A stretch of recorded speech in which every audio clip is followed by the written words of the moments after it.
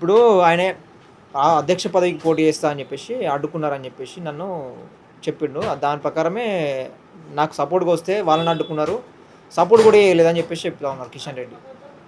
దాన్ని ఎట్లా చూస్తారు? ఇప్పుడు కిషన్ రెడ్డి అంటే సార్, కిషన్ రెడ్డి దగ్గర ఎన్నిగనం పదవులు ఉన్నాయి. ఆయన మినిస్ట్రీ మొన్నటిదాకా స్టేట్ ప్రెసిడెంట్ పెట్టుకుండు ఆయన చేతిలోనే. 25 సంవత్సరాల నుంచి ఉన్నాడు. ఏం డెవలప్ చేసిండు ఆయన పార్టీని ఆయన ఏం డెవలప్ చేసిండు? ఫస్ట్ పాయింట్, మన స్టేట్లో మనం స్టేట్ విడిపోయి 2014 నుంచి మనం ఇప్పటిదాకా ఉన్నాం. మనం తెలంగాణలో స్టేట్లో ఆయన ఒకసారి ఎమ్మెల్యే ఓడిపోయిండు. ఇక మళ్ళీ ఎంపీకి ఇచ్చి ఎంపీ నుంచి మోదీ ఫేస్ మీద మనం గెలిచినాం. సికింద్రాబాద్ కాన్స్టిట్యున్సీ మోదీ ఫేస్ మీద మనం గెలిచినాం కిషన్ రెడ్డి కానీ. సో సెంట్రల్ మినిస్టర్ వచ్చినాయి ఆయనకి. సో మన స్టేట్ గురించి ఆయన ఏం చేసిండు డెవలప్మెంట్? బండి సంజయ్ తీసుకుంటే బండి సంజయ్ ఒక ముందుకు తీసుకెళ్ళిండు. ఆయన స్టేట్ ప్రెసిడెంట్ ఉన్నప్పుడు 40 మంది కార్పొరేటర్ని గెలిపించిండు. స్టేట్ మొత్తం మాట్లాడితే ఆయన స్టేట్మెంట్ ఇస్తే ప్రతి ఒక్కరు చూస్తుండే. ఈయన ప్రెసిడెంట్ పోస్ట్ ఉండే ఎమ్మెల్యే టైంలో ఒక స్టేట్మెంట్ ఉండకపోతుండే. పార్టీ నష్టమే కదా.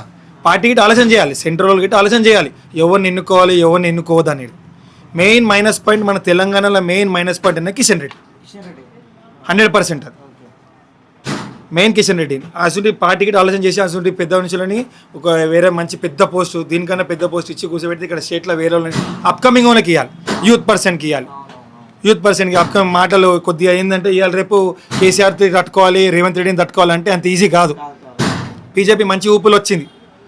మోదీ సాబ్ అన్నిగానో వర్క్ చేస్తుండే. ఇప్పుడు మోదీ అన్నిగానో వర్క్ చేస్తుండే. సెంట్రల్ గవర్నమెంట్ నుంచి స్టేట్ గవర్నమెంట్ వస్తున్నాయి, కానీ దాని విషయం ఎవరు చెప్తారు? ఇక్కడ చెప్పాలి కదా. సెంట్రల్ గవర్నమెంట్ నుంచి మనకు వస్తున్నాయి, ఇక్కడ స్టేట్ గవర్నమెంట్ ఏమి ఇయ్యదని చెప్పి మాట్లాడాలి కదా.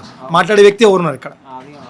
మాట్లాడే వ్యక్తి అది ఈటల రాజేందర్ వచ్చింది పార్టీకి. ఈటల రాజేందర్ వచ్చినప్పుడు ఈటల రాజేందర్కి ఛాన్స్ ఇచ్చుంటే పార్టీ ఇంకా చాలా వేగంగా ఉరుకుతుండే.